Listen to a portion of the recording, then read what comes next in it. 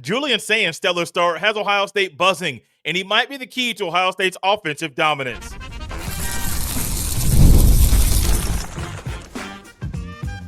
You are Locked On Buckeyes, your daily podcast on the Ohio State Buckeyes.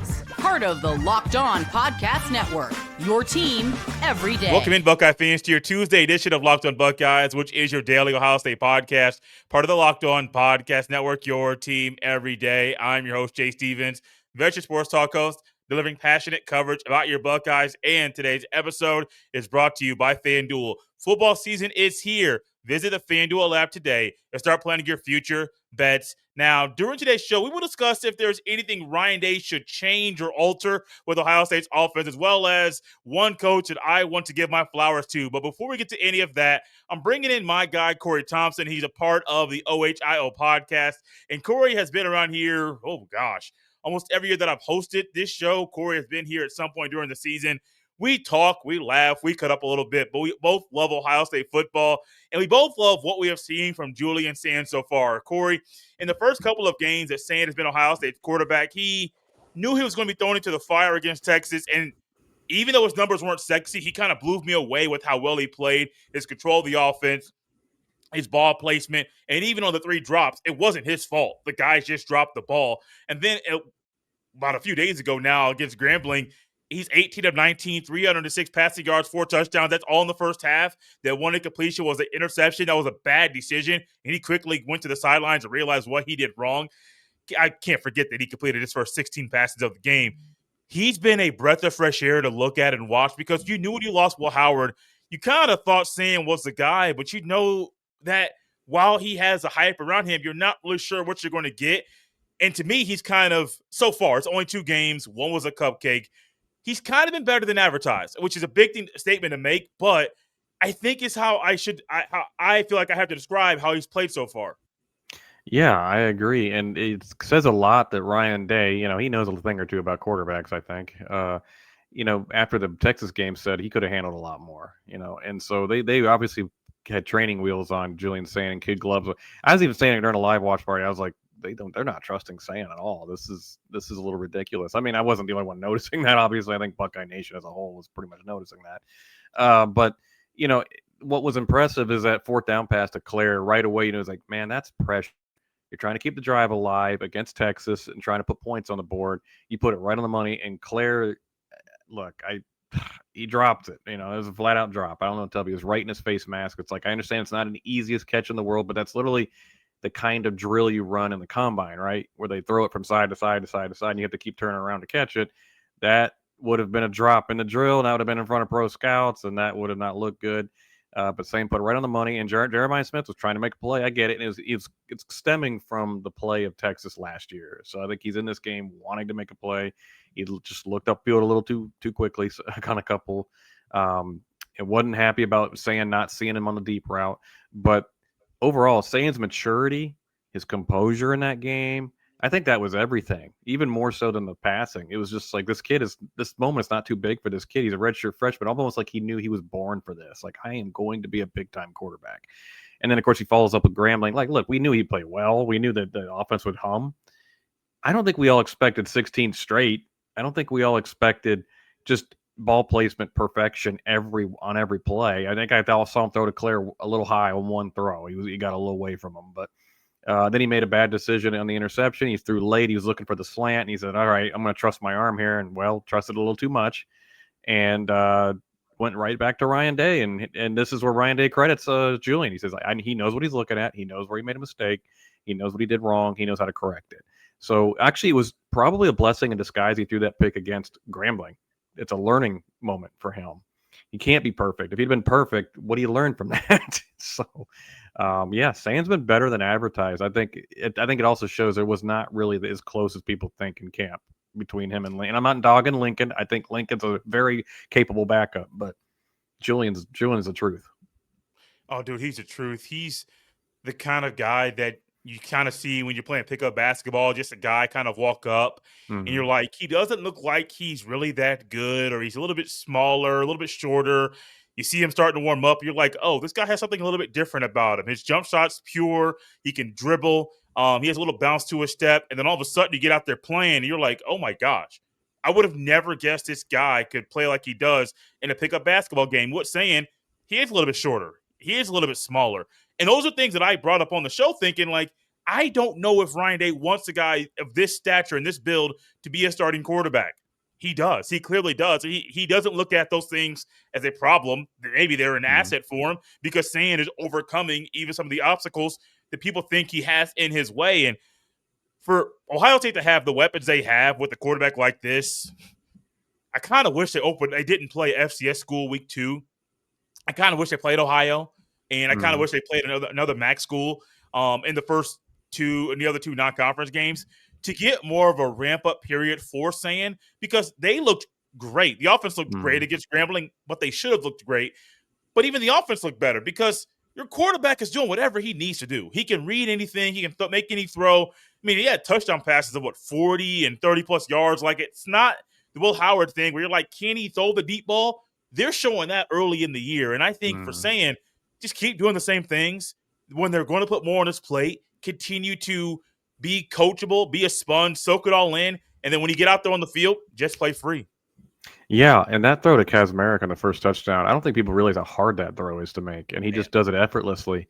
And of course, the throw to Jeremiah Smith, I kind of laughed when he went deep, and I saw Smith wide open pass. I think it was a cover 2, and he just beat the safety.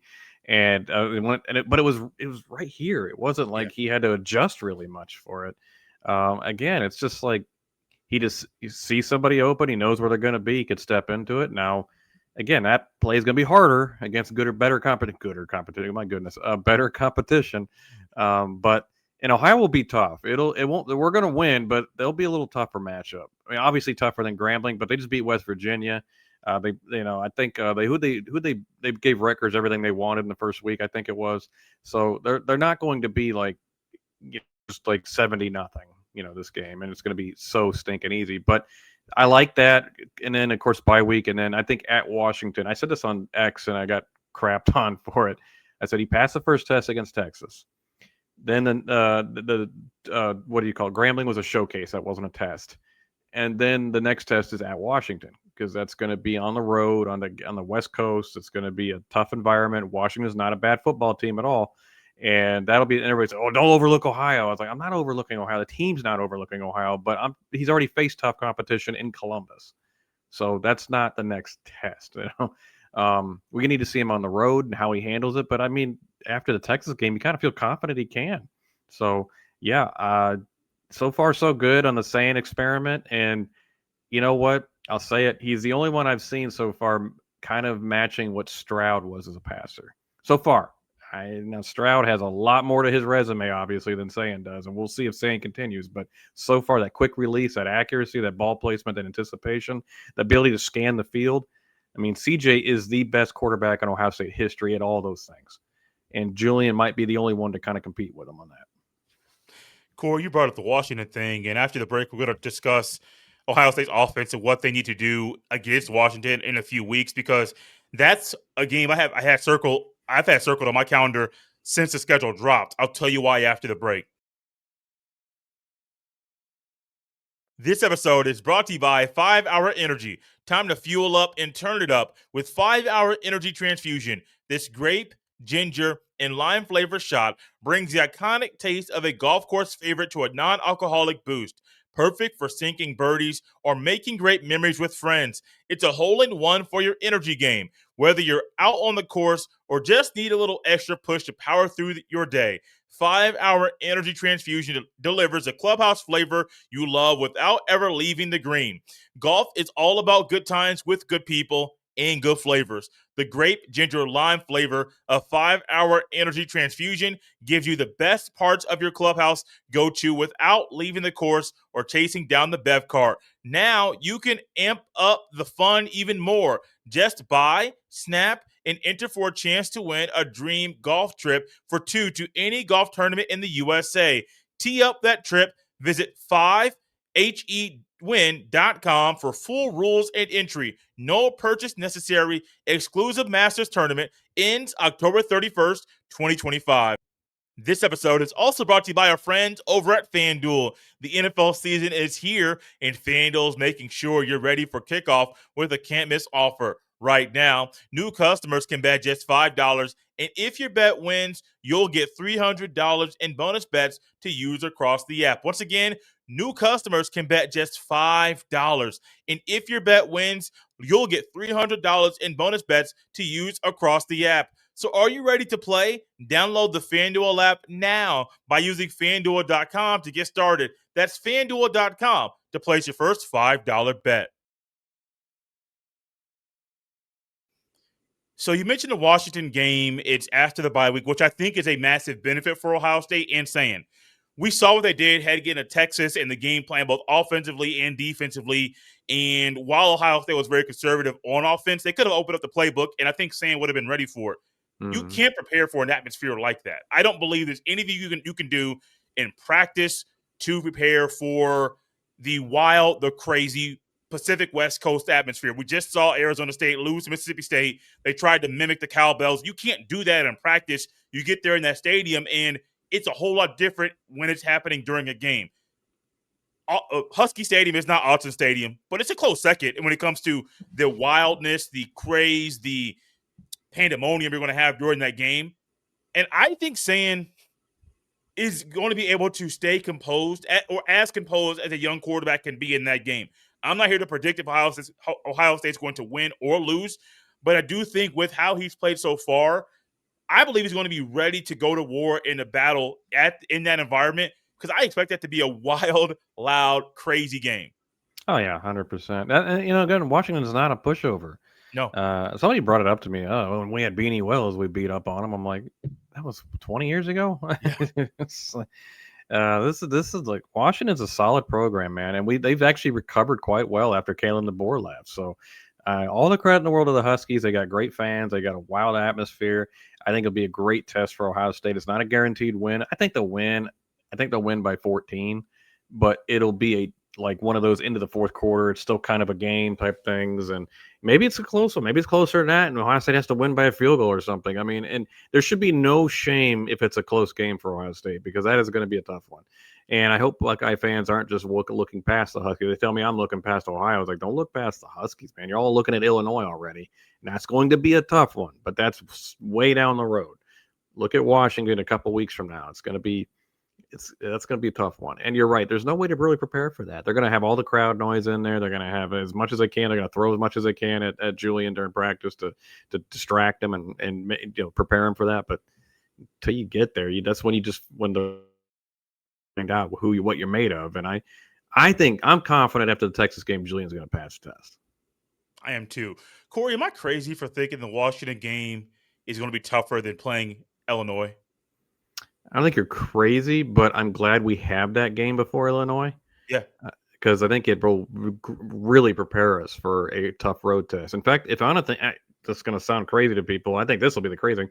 The trap game in between all that is probably at Wisconsin. That's after, I think.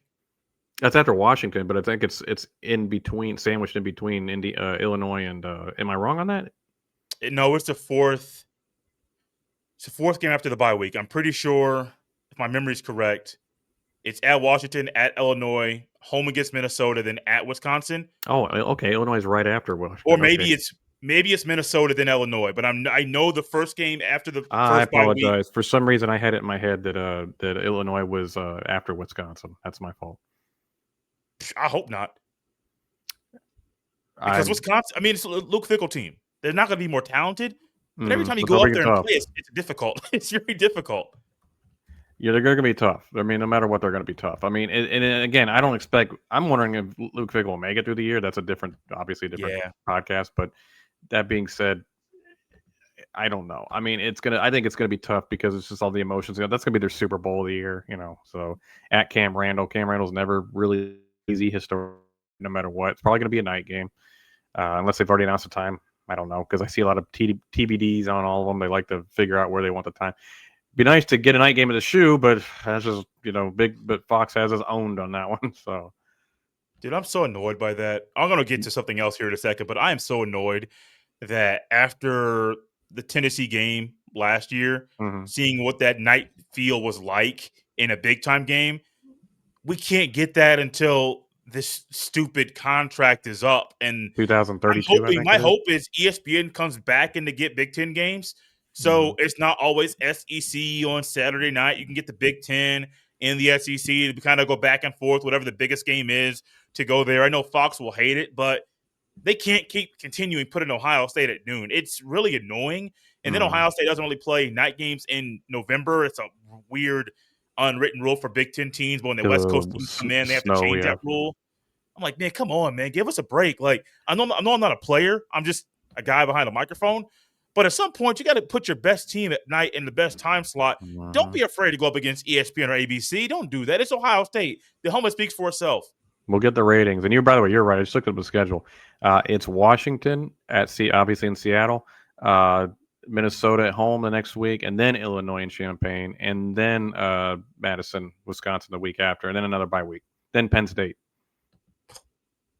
We'll get to that in a few weeks. That middle schedule ain't easy, man. No, it's not easy. What has been easy? Well, it hasn't been easy, but they have been making it look easy for us as we watch the games, is how Ohio State's offensive line has played.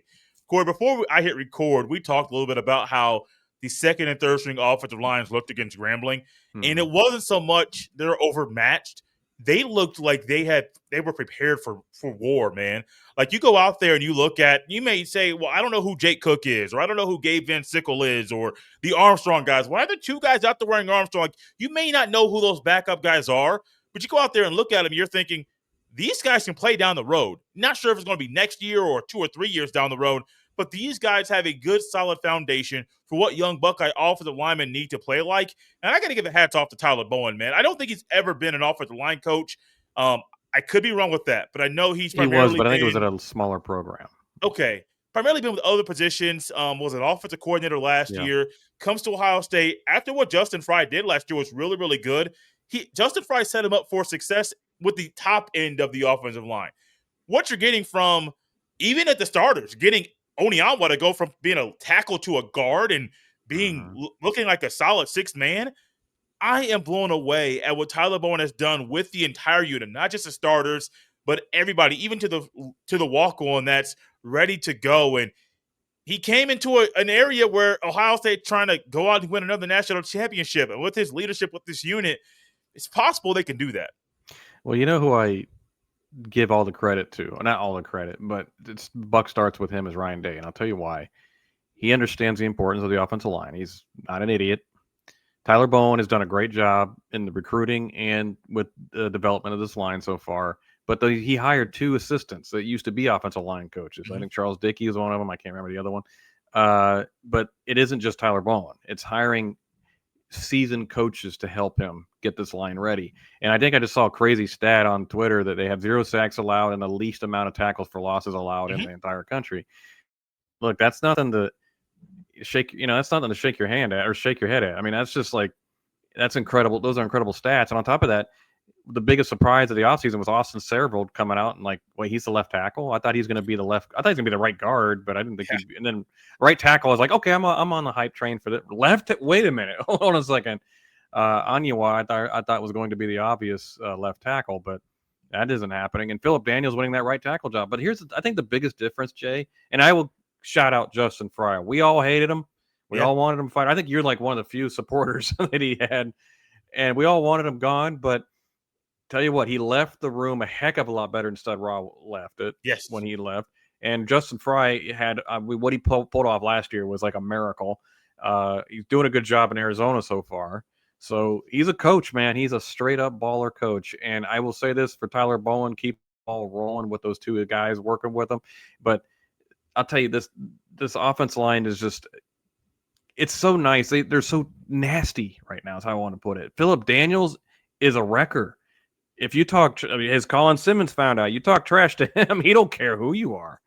He's going to put you in the ground. He took on the best defensive end for Grambling. I get it. It's Grambling. He probably wouldn't be a 3rd, 4th string here. But that being said, he didn't care. Put him in the ground. We needed that, Jay. We haven't, until last year, we haven't really had that where the offensive line was just nasty. And they're doing a lot less. I mean, I noticed they're still doing zone run, but they're doing more gap run as well. I think that sprung the run game a little bit against Grambling with James Peoples as they started running gap. Gap allows you to just get out and in space and punish people. It's that mentality. The team is getting tougher and tougher. The culture is getting tougher and tougher because Ryan Day heard the cries, hey, this team's soft. In the last couple of years, I think really since 2023, if you want to get real, he started shifting. We got to get nastier. We got to get tougher. We got to get chippier. And this, even the second, you saw it with the second string line. They don't care who they're hitting. They want to hit somebody. And I'm sorry. I love Ryan Day. I love him, love him, love him. But those first few years he was here, it was becoming Big 12, becoming 7-on-7.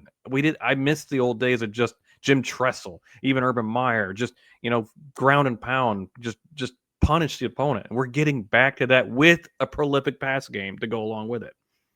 We might get the best of both worlds here with Ryan Day. I sure hope so, Corey. And you brought up Ryan Day and Tressel, and that brought a thought into my head about some things Ryan Day did a couple years ago that may have shifted its philosophy when hiring guys and even in recruiting. We'll discuss it after the break. This episode is brought to you by Game Time. College football is back, and I couldn't be more excited. The tailgates, the rivalries, the energy in the stands, there's just nothing like it. But let's be real. Actually getting tickets can feel like more of a battle than the game itself. Endless queues, hidden fees, prices jumping at checkout. That's why I use Game Time, the app that gives the advantage back to fans. It's the easiest way to score last-minute tickets at the best prices with no surprise fees. What you see is what you pay. I pulled up Game Time, and in just a couple taps, I saw amazing deals. I'm talking about your favorite college football game as low as $25. So take the guesswork out of buying college football tickets with Game Time. Download the Game Time app, create an account, and use code LOCKEDONCOLLEGE for $20 off your first purchase. Terms apply again. That's promo code LOCKEDONCOLLEGE for $20 off. Swipe, tap, ticket, go. Download Game Time today. So, Corey, there was a time, I don't know if it was last year or the year before, that it came out that Ryan Day went to his office, got on the phone, and started calling people, just trying to call people to figure out what he needed to do to make, what changes he needed to make to get to another level. Now, this is a guy that went to a national championship game in 2020, went to the playoff in his very first year, really was very close to beating Georgia in 2022. And so you got a guy that has a lot of early success when he first becomes a head coach, but he can't get over that hump in his head. He can't get over the Michigan hurdle. Then all of a sudden, he's like, well, let me tap into these resources. Then I believe him and Jim Tressel started to talk a little bit, and Urban Meyer gave him some advice. And the next thing you know, I think it may have been when the O-line started to shift and you got a little nasty in it, things started to change. And we see that a lot with the defense because this year's defense is starting and it looks a whole lot better than even last year's defense did early in the year. And I think that philosophy shift for Ryan Day is one that's put some fear in other guys' minds and other guys' eyes. Because when Grambling comes in, I know there are guys at Grambling that want to play in the NFL one day. I don't know if they're ever going to be able to, but they know that, hey, if I come into Ohio State and if I come in and I show out and I make some big plays, there are going to be scouts that watch this film for Ohio State guys. They might get a glimpse of me and say, well, I need to get that guy into a combine and maybe go to his pro day to try to get him in. But Ohio State right now, to Ryan Day, they're playing the nastiest type of football they have ever played with the guys up front of the offensive line. I believe the running game is going to get better once Donaldson and Peoples learn how to run with these guys up front. That nastiness, and I think it went to him making those calls and talking to some seasoned coaches about some things he needed to change. He changed the things previously, and I think the result right now is going to be a very nasty offense moving forward. Yeah, the weapons on the outside are scary, but man, once that nastiness continues up front on the run game, and that helps, on the offensive line, and it helps the run game, this offense might be nasty in the run game and scary through the air. 100%. And let me tell you, Michigan has shown it to us. You can stop good skill players. Yeah. If the line up front can't hold up, you can stop good skill players. That line is still, no matter what changes in the game of football, and we've seen many of them just in the past 5 years. But over the last 30, 40 years, Jay, of all of us watching football, the game has changed dramatically, and we've seen it. The offensive line is still king. you still have to have a great offense. That will never change. Defensive line off on the line of scrimmage, it's not sexy to people, but it is absolutely the most important thing on the football field. And Ryan Day understands that, which is why, by the way, people say, well, why doesn't he pay all these money to recruits? He wants proven guys. He does not want 5-star promises. He wants proven guys, and he will give them the money. Say, come in and be a starter. Bo Atkinson, Ethan Onion, I can't say his name, I'm sorry. And Philip Daniels. I love Philip Daniels, Paris Johnson, because I love the fact we got him. Should have been a Big Ten, should have been a Ohio State guy from the beginning. I think we ended up with Miles Walker instead, who's, I don't know where he's at now. I don't either. I wish him the best, don't get me wrong, but I mean, this is obviously an upgrade, so, getting those guys, Luke Montgomery's, and just pay these guys who have proven it on the field. They're nasty. They will do the job. Jonathan Simmons was an amazing grab, obviously. I mean, nobody liked him at first, but man, what he developed into, the Chiefs are very happy with him, I can tell you. So, just the fact that we got these guys. I mean, and by the way, little people don't even remember back in the day getting like Jonah Jackson from Rutgers. I mean, he was a key cog in not winning the national title, but going to the playoff that year and being a dominant football team. I'll tell you, 2019 was almost fool's gold. We thought, man, Ryan Day is going to be a nasty run-first guy. Who would have thought that? Then it kind of declined and changed. But now we're getting back to that. Yeah, some days we may have to grind out a tough running day. But if you can do that, you can win football games and open up opportunities for those freaks on the outside. And by the way, freaks, plural. Jeremiah Smith, yes, we know he's a cyborg. How about Carnell Tate get some love? Oh, my gosh. I mean, I'm just saying that dude is like looking more poised than ever. Corey, that catch he made, the touchdown where he landed on his back and that back shoulder fade. Yeah, that Sayin put it right there on the money. And I'm thinking, we marveled at the ball placement of CJ Stroud. Of course, he had some great receivers too. I'm not saying that he didn't, but a quarterback has to put the ball on the money. The receiver can make the play, but you got to put it where the ball needs to be. Sayin is doing that again, but there's a level of trust in freakish athleticism with Carnell Tate that doesn't get talked about, which is maybe a benefit for him. I mean, Jeremiah Smith is a freak. Brandon Ennis is a freak. Max Clare, a freak for a tight end. Carnell Tate's just like, I'm starting for the second year in a row. I got multiple touchdowns this year. I have been so beneficial for this offense. Y'all can keep not talking about me. Y'all can keep overlooking me because I'm going to keep making these plays. And Ryan Day's found a way to get nasty, allow these weapons to get the ball. But, Corey, he's also figured out a way to go back to what he loves. Last year, there was not the 12, 13. We didn't really see 4 tight ends on the field at one time. All of a sudden, what was it, against Texas? Donaldson's first touchdown that he had in that game, the first touchdown of the season. You see 4 tight ends on the field. One's a true freshman. He's at fullback. And it looks like a video game. Goal line set. Hey, let's run the HB ISO up the middle, up the A-gap. And they got it. I thought that was gone. I'm not trying to say Ryan Day just lost it. I didn't think we would go back to that version of Ryan Day. I'm here for that. Because Ryan Day knows you need guys like Jeremiah Smith and Carnell Tate and Sayin to be dogs in the field. But you also have to be able to get 2 yards on 4th and 1, and that's what happened. Yeah, and I'll tell you about those 4 tight ends lineups at the goal line. How much play action I could set up. I mean, you got Thurman in there who can keep a receiver, obviously, who's, by the way, got so much length. If him in the red zone's almost unfair. I don't know if Claire's in these setups. I think he is, but I know Kaczmarek is, and Kaczmarek just showed he can be a receiving threat. In fact, he said that's what he wanted to improve on the most was his receiving ability. I went from thinking Kaczmarek was an undrafted free agent. Maybe he's a late round flyer at this point, man, because great blocker, great team guy. I mean, Nick Van Ette's still hanging around the NFL. So I'll tell you, and then of course you got Nate Roberts, who freshman everybody loves, and playing the H-back spot. And he could do many things. Remember, who was that guy? I'm sorry. He was a fullback, but he was kind of like an everything for us a couple years ago. Mitch Rossi. Yes, he could be a Mitch Rossi this year while he's still figuring out the tight end position. By the way, props to Keenan Bailey. I hope we can keep him, but we're going to have to struggle to keep him. Man. He has rebuilt that tight end room completely. Did it in 2 years. If you think about it, and we're going to close with this thought, Corey. If you think about it, if you look at Ohio State's assistant coaches, Keenan Bailey is going to be hard to keep. Hartline's hard to keep every single year. Tyler Bowen's going to be hard to keep because he might want to be an offensive coordinator again.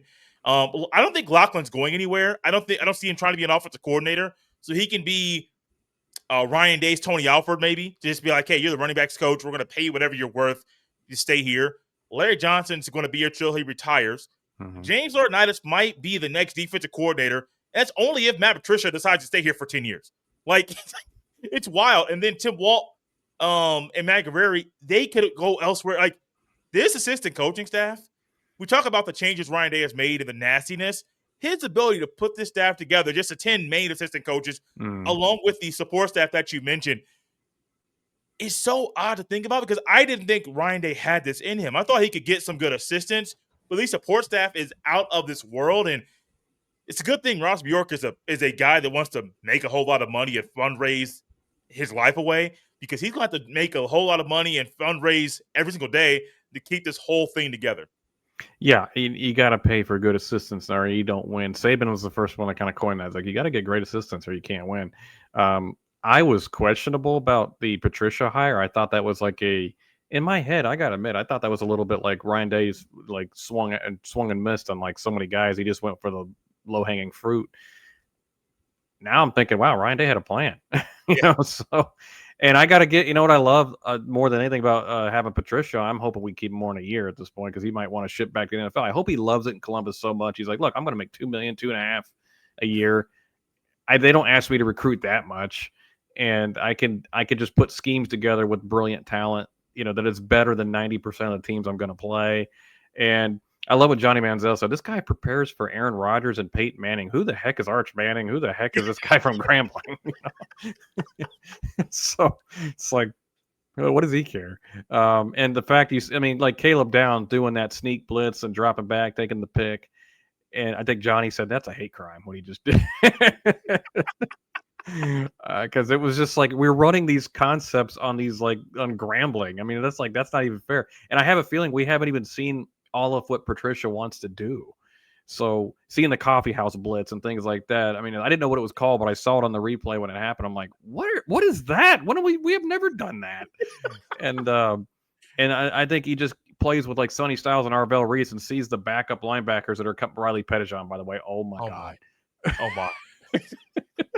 He isn't advertised. Let's put that way. And Peyton Pierce is that steady Eddie, just gets 150 tackles, that kind of guy. But anyways, I hope Patricia wants to stay and like, look, I can coach this kind of talent. I got SEC linebackers right now. I got NFL guys on Arvell Reese and Sonny Styles right now. Why do I need to go to the NFL? But Ryan Day clearly had a plan. He's executing it. And hey, I got to just learn to trust Ryan. just trust him. I said it during the offseason. Just trust Ryan Day with the assistant hires. I wish you had more time, Corey, because you and I could talk about Patricia and Riley Pettijohn and all these other guys on defense. But maybe next time Corey's on here, we'll make it a defensive-centered show. But today was all about the Buckeyes offense. Love having Corey back on the show. Not sure when he'll be back, but I think it'll be sometime soon. Whenever you ask me. Before Penn State, probably before Washington. Maybe Washington week. We'll hit up and try to get you on that Monday or Tuesday for that week. But you can follow Corey on Twitter at ScarletGreatCT. You can follow me on any social media platform at jstevens07. Send every email to jstevens317@gmail.com. Guys, this has been Locked on Buckeyes on a Tuesday. We'll see you next time.